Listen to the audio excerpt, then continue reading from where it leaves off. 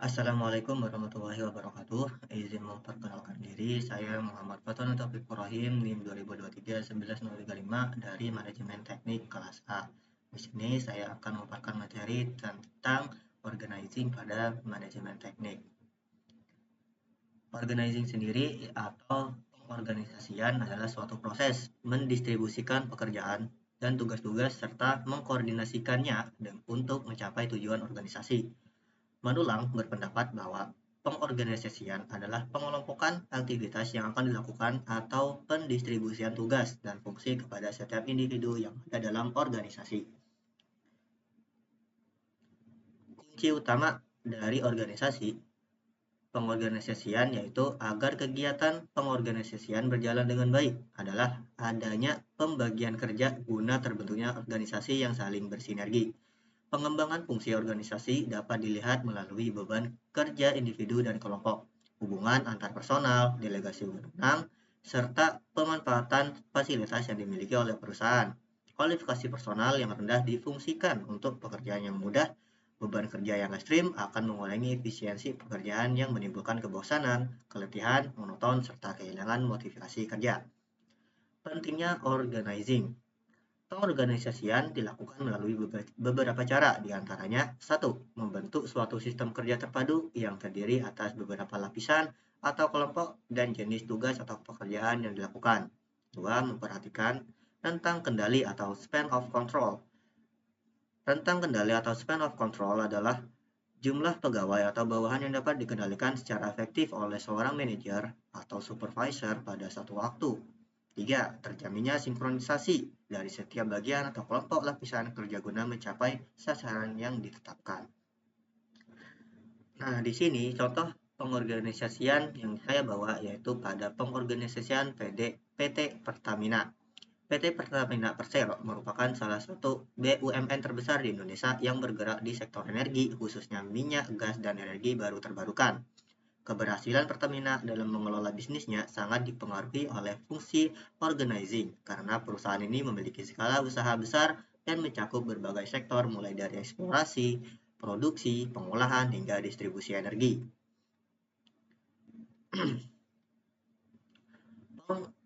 Tugas dan wewenang masing-masing anggota direksi merupakan organ tata kelola yang bertanggung jawab atas kepengurusan perusahaan untuk kepentingan dan tujuan perseroan. Direksi bertugas menetapkan arah tujuan persero, menetapkan kebijakan, serta upaya-upaya pencapaiannya. Tugas dan wewenang masing-masing anggota direksi adalah sebagai berikut. Direktur utama berperan sebagai CEO yang mengendalikan arah strategi, visi, dan misi perusahaan. Direktur hulu berfokus pada eksplorasi dan produksi energi. Direktur pengolahan menangani kilang dan pengembangan teknologi. Direktur pemasaran korporat mengelola strategi penjualan dan ekspansi pasar. Direktur SDM berfokus pada pengelolaan human capital dan pengembangan talenta, serta beberapa direktur lain yang menangani seperti logistik, keuangan, dan lain-lain. Hasil dari pengorganisasian yaitu rentang kendali dan efisiensi. Pertamina menyesuaikan jumlah pegawai di bawah kendali tiap direktur atau manajer agar fungsi pengawasan dan pelaksanaan tetap efektif. Hal ini penting mengingat skala perusahaan yang sangat besar, sehingga efisiensi dalam rentang kendali menjadi kunci. Kedua, yaitu delegasi wewenang dan good corporate governance. Organizing, Pertamina juga mengedepankan tata kelola perusahaan yang baik, yaitu GCG. Setiap keputusan dan kebijakan diatur secara formal melalui rapat direksi dan persetujuan sesuai anggaran dasar.